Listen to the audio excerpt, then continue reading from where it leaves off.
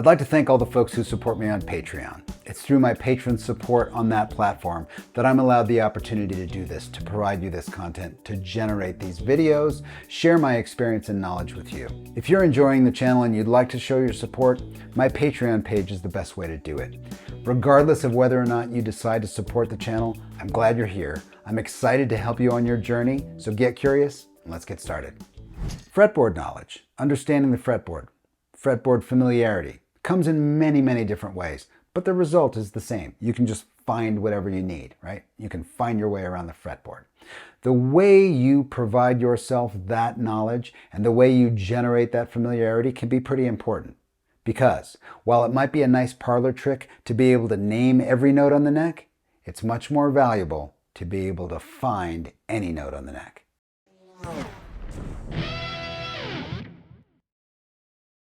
Welcome back to the channel. My name's Chris. Today you will learn about octaves.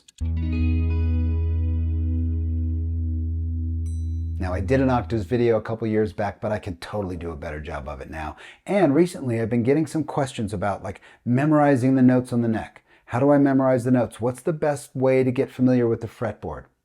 Now, as far as memorizing notes on the neck, let me ask you a question. A guitar like this has 22 frets, 6 strings. That's 132 places to play notes, right? 132 separate individual locations to play a note, where a note exists, right? That's not counting bending and sort of semitones and all that stuff.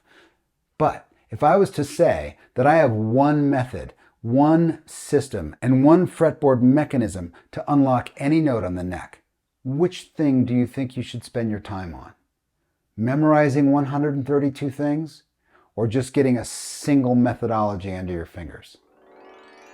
Well, for me the answer is pretty clear. Hopefully it is for you. I'm choosing the one method. Let's zoom in and I'll show you what I'm talking about. Okay, before we get started, we're just going to sort of cover the bases of what an octave is.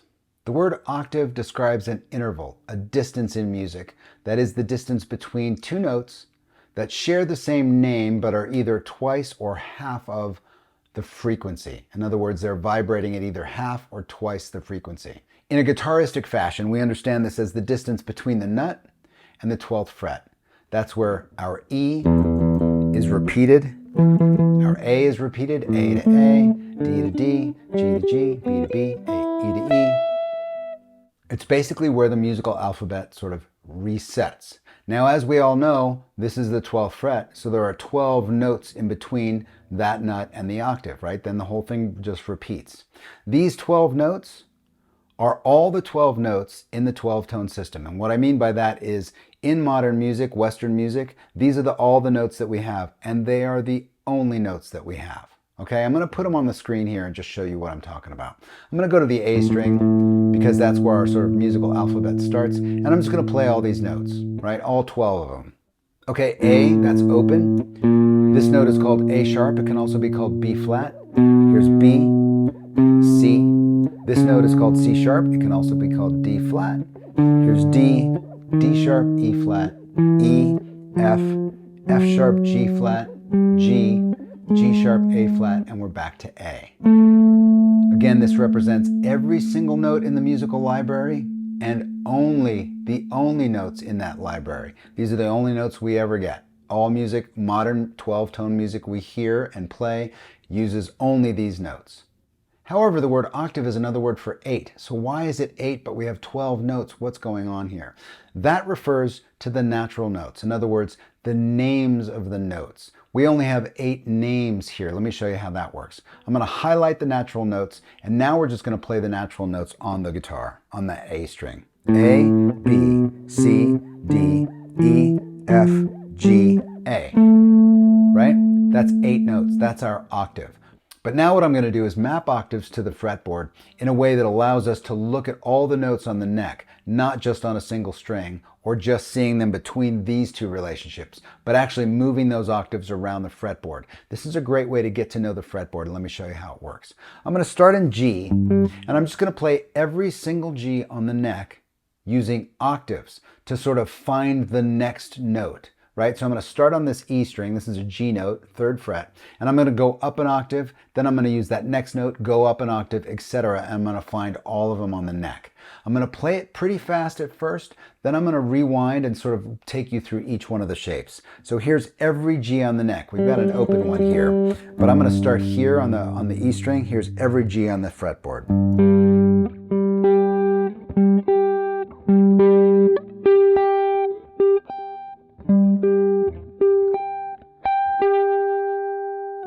So that's every single G on the fretboard, and I've bracketed them using these octaves, this distance of an octave, right? And just using those 2 notes to sort of find and map the next octave, right? To find the next note, that same note, up or down an octave. So now I want to explain each one of these and give you an idea of how this works. So whenever I have a note on the E string, I can find the octave by going up 2 frets and across 2 strings. If you just look at a bar chord, you can see these notes inside of it. Here's my octave, right? I'm going to put my index finger here and do the same thing. However, I'm now on the B string here, and the B string is tuned down, so I have to adjust this. Now it's 3 frets up, but still across 2 strings. Now I'm going to put my index finger here on that new G and do the same thing. However, I don't have enough strings. I can't go up an octave here because I only have 1 more string. And this pattern is across 2 strings, right? It spans 2 strings. So I have to go down an octave. When I have a note on the B string, going down an octave looks like this. It's up 2 frets and across 3 strings. If this looks unfamiliar, you should see this as the bracket inside your C chord. C, D, E, F, G. So there's my octave here, from the B string back down to the A string. I'm going to put my index finger here, go up an octave again. Now this pattern sort of repeats. I'm up 2 frets and across 2 strings. This is just like it was on the E string. You should see this as sort of the inside of your A string bar chord. There's our octave right in there, right? Now I'm going to start over again, index finger here. When I go across that B string, I've got to expand the pattern, so now it's up 3 frets and across 2 strings. Now I'm really across the street from where I started. But I can't go any higher, right? I can't go any higher than this, so I got to go down. And then the whole pattern starts over again. So that's how each one of those works. The tabs for this lesson are on Patreon, so you can go grab them if you need to, but I highly recommend you map this out. Now I'm going to show you something else.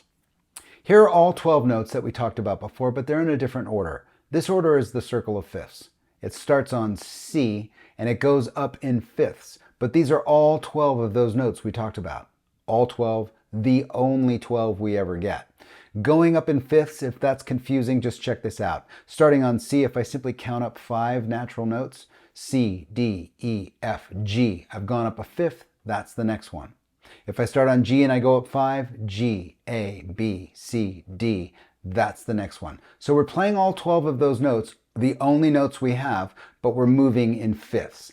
This is a very, very cool construct. It's got a lot of implications. I did a video on the circle of fifths here. If you'd like to know more about the circle of fifths, it's very, very cool. I highly recommend that video. But what we're going to do now is I'm going to show you how to take this pattern, all of these octaves that we've just mapped, and take them across the circle of fifths.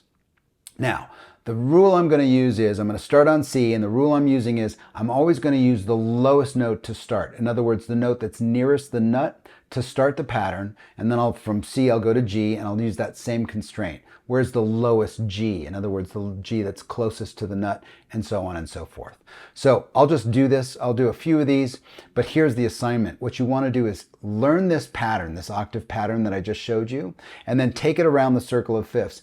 Do that 2 or 3 times in the span of a week, and it will crack open the fretboard to a degree that you might not have ever seen before, and you'll never be able to unsee these relationships. It's very, very powerful. I'm going to go through this sort of quickly, just so I can show you how to go around the circle of fifths using this constraint. Starting on C, what's my lowest C? What's the C that's closest to the nut? That's this one right here. When my note is here, the octave pattern looks like this. Index finger on the new one. When I've got the A string, the pattern looks like this. Index finger on the new one on the G string. When I'm on the G string, the pattern looks like this. Now I'm on the E string, can't go up any higher. Back down. Down one more.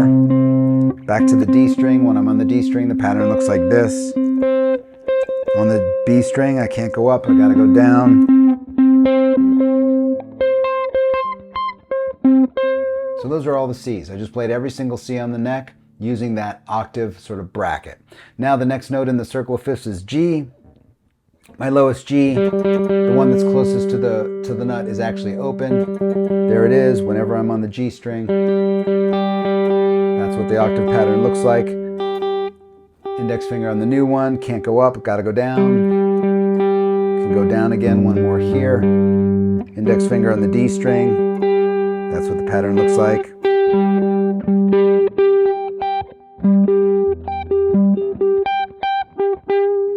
From G I go to D. The lowest D is this D open. When I'm on the D, that's what the pattern looks like. Can't go up from the B string, gotta go down.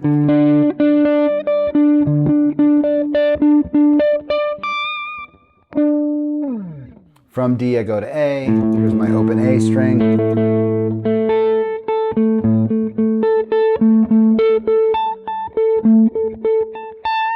And so on and so forth. Highly recommend you go through this with that pattern 2 or 3 times in the span of a week. You'll never see the fretboard the same again. Now the last thing I want to leave you with is how useful this is. First of all, it's great to be able to find any note on the neck. That's super powerful, right? And if you do the circle of fifths, you can find any and every note on the neck in this way. But let's rewind a little bit back to the beginning of the video when I said in between these octaves, as we've already learned, let's just say we've got this A.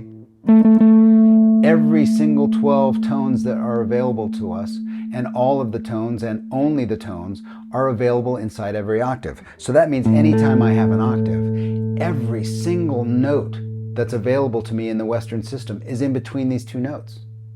That means no matter where I am on the neck, if I can find these octave brackets, I know that everything I'm ever going to be concerned with is inside that bracket. Let me give you a demonstration of that. Here's A. Here's the A minor pentatonic scale. There it is. It's inside that bracket, right? It's inside that octave. What about the major scale? There it is, right? What if I learned something crazy like the A harmonic minor scale? There it is right there.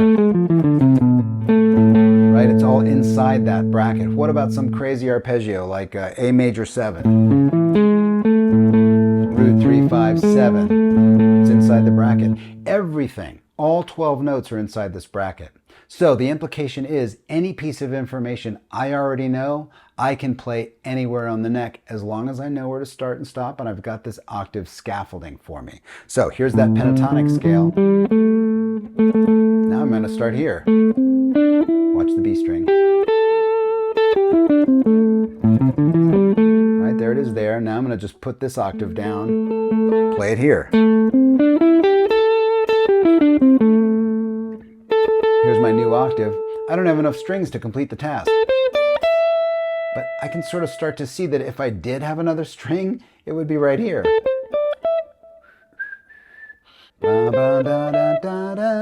It would be like, this is an important moment. The guitar is my limit, right? I can see that if this guitar was built differently, had more strings, I could complete the task I'm after. This is a very important moment because this is the limit. I'm not the limit, right? I'm not looking at the fretboard wondering what the heck's going on. I'm knowing that I need something that this instrument can't give me. That's a very powerful position to be in. All right, where were we? A minor pentatonic scale. Can't complete the task here. But I do know with my octaves that there's another A here. So I'm just going to put my index finger here and do the same thing. Watch the B string.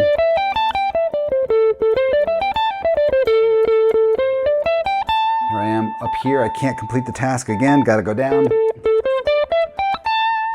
Boom. I just played the A minor pentatonic scale across the entire neck.